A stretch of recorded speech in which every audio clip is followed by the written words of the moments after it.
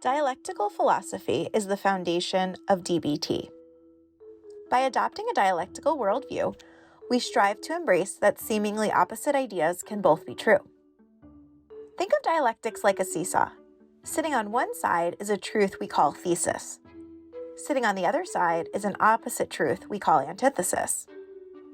Being dialectical means sliding back and forth to balance both truths, slowly moving to the middle to achieve a greater level of understanding, which we call synthesis. Let's consider some opposites that can both be true. For example, you're doing the best you can, and you need to try harder and do better. You can accept others as they are, and still want them to change.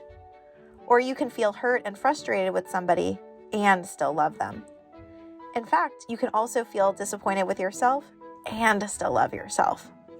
These are just a few examples of the dialectical seesaw. When we recognize and accept that multiple truths coexist, integrating them into synthesis, we gain a new way of seeing the situation and find a middle path.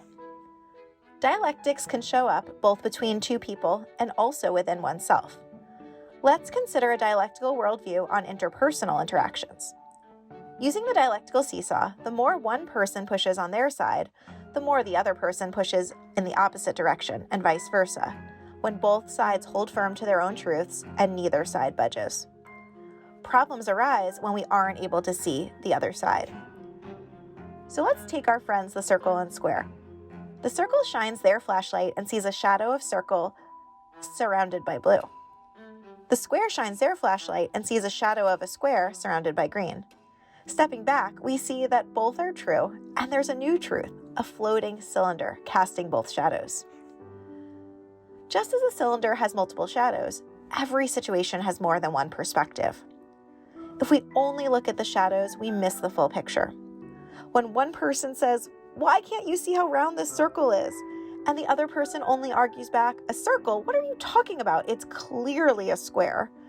We end up invalidating each other's experience, not hearing each other, and intensifying negative emotions and hurt. Indeed, a dialectical worldview assumes that tensions or opposing ideas are inevitable and everything is connected, and the middle path gives us a way forward. The circle is true, the square is true, and so is the cylinder. Try out the dialectical worldview by taking a step back and notice how all three shapes together form a fuller understanding, a synthesis. Thinking dialectically means asking, what am I missing? What are we leaving out? Coming to the complexity with curiosity. Another way to picture dialectics is using a Venn diagram, which shows the synthesis as the overlap between two circles. If one circle, the thesis, is blue, and the other circle, antithesis, is red, what color is the middle, the synthesis? Let me guess, you said purple, huh? Well, not entirely. Synthesis is not just a 50-50 single color mix of blue and red that loses the essential blueness or redness of each side. Instead, we think of synthesis like a plaid. Plaid includes and balances the original colors, while at the same time introducing new shades and textures. Dialectics teaches us to embrace confusion. From far away, plaids may blur into a single color. From up close, we can see each individual thread. Finding the middle path or synthesis helps us see an experience from multiple perspectives, embrace the complexities without erasing either side. And finally, we don't stop at synthesis. Once we find a synthesis, that then becomes a new thesis, sitting on a new seesaw opposite its antithesis. This gives us a new opportunity to find a synthesis again, and the process continues, so on and so forth. Meaning and truth evolve over time, and change, my friend, is constant.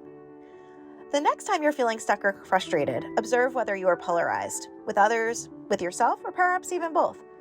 See if you can notice yourself pushing on one side of the seesaw.